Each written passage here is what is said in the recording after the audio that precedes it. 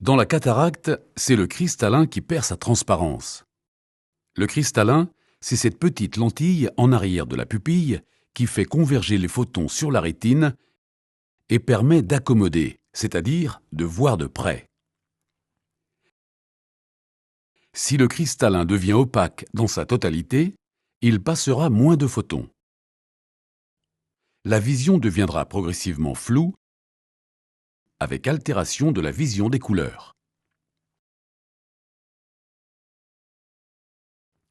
Si seule une partie du cristallin s'opacifie, on pourra avoir des phénomènes d'éblouissement, surtout gênants la nuit pour la conduite nocturne.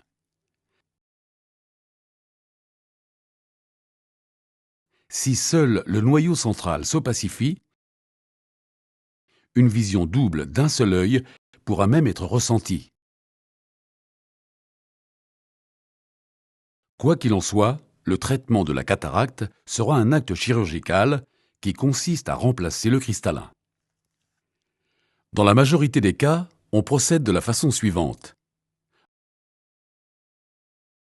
En début d'intervention, la partie antérieure de l'œil est remplie par un produit dit viscoélastique qui permettra de protéger les tissus et notamment la cornée.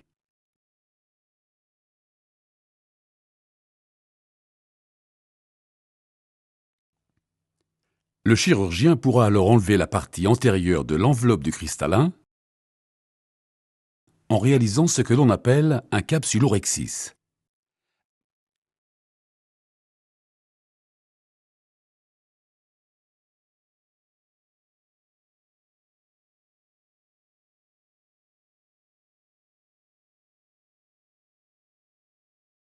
Avec un phacoémulsificateur à ultrasons, il pulvérisera et aspirera tout l'intérieur du cristallin en ne laissant que l'enveloppe postérieure.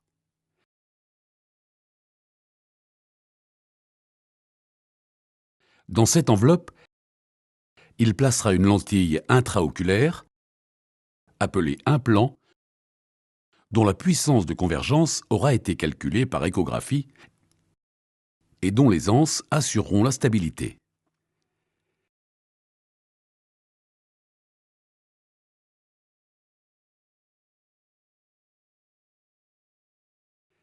Dès votre sortie de la clinique, vous mettrez ou ferez mettre des gouttes de collyre dans votre œil.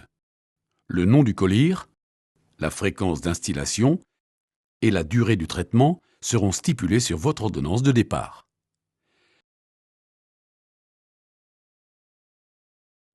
Votre vision va s'améliorer progressivement dans les jours qui suivront.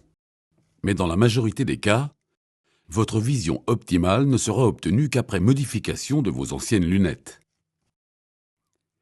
Dès votre sortie de clinique, vous aurez l'autorisation de lire, regarder la télévision, vous promener, vous baisser, bref, de mener une vie normale. Mais vous devrez respecter 3 précautions pendant une quinzaine de jours. Tout d'abord, rien ne doit toucher votre œil. Un choc direct pourrait ouvrir votre cicatrice. Il vous est donc recommandé de ne pas faire de sport et de toujours porter dans la journée une paire de lunettes pour servir de protection et éviter qu'un petit enfant vous mette le doigt dans l'œil en venant vous embrasser. Deuxièmement, n'irritez pas votre œil.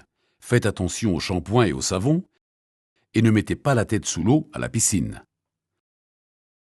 Enfin, évitez toute source d'infection, évitez de prendre froid et ne côtoyez pas de personnes infectées. Une infection oculaire est quelque chose de grave qui nécessite un traitement d'extrême urgence. C'est pourquoi il vous est demandé, si jamais votre œil devient subitement rouge ou douloureux, ou s'il présente une baisse brutale de la vision, de téléphoner en urgence à votre chirurgien.